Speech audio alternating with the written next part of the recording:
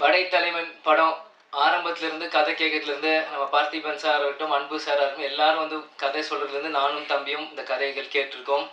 உண்மையிலேயே ஒரு நல்ல படம், நல்ல கதை, படைத்தலைவன்.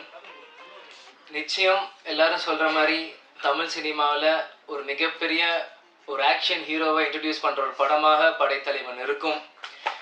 ஏன் இதை சொல்றேன்னா, யார் எப்படி சொல்லுவான்னு எனக்கு தெரியல. நான் எப்பயுமே சொல்லுவேன் எல்லா மேடையிலும், எங்கள் அப்பாவோட ஃபர்ஸ்ட் ஃபேன் நான் தான் அப்படின்னா தான். கேப்டன் பிரபாகர் அப்போ இருக்கும் இந்த விஜய பிரபாகர் பிறந்தேன். அதனால் எப்பயுமே நான் ஃபர்ஸ்ட் ரசிகர் அப்பாவுக்கு நான் தான் சொல்லுவேன். அதே மாதிரி ஷம்முக்கும் ஒரு ஃபர்ஸ்ட் ரசிகராக நான் தான் சொல்லுவேன்.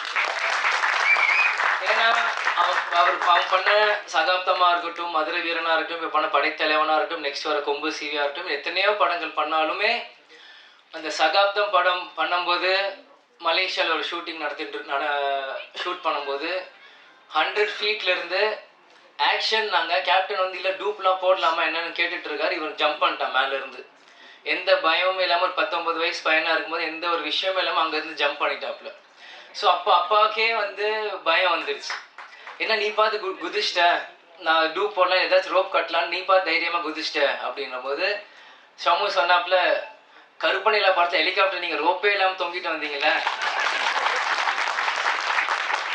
அது எங்களுக்காக பண்ணும்போது உங்கள் மகன் நான் வரும்போது உங்களுக்காக நான் 100 மாடியிலும் குதிக்கிறது எனக்கு என்ன, எனக்கு எந்த அச்சமும் இல்லை, உங்களுக்குள்ள அதே ரத்தம் தான் எனக்குள்ளேயும் ஓடிட்டு இருக்கு அப்படின்னு ஷம்மு சொல்லும்போது உண்மையிலே அந்த இடத்துல நான் வேந்து பார்த்தேன். அதே மாதிரி சகாப்தம் ஒவ்வொரு ஷாட்டுமே தம்பி எப்படிலாம் ஃபைட் பண்ணியிருக்கான்ட்டு எனக்கு தெரியும்.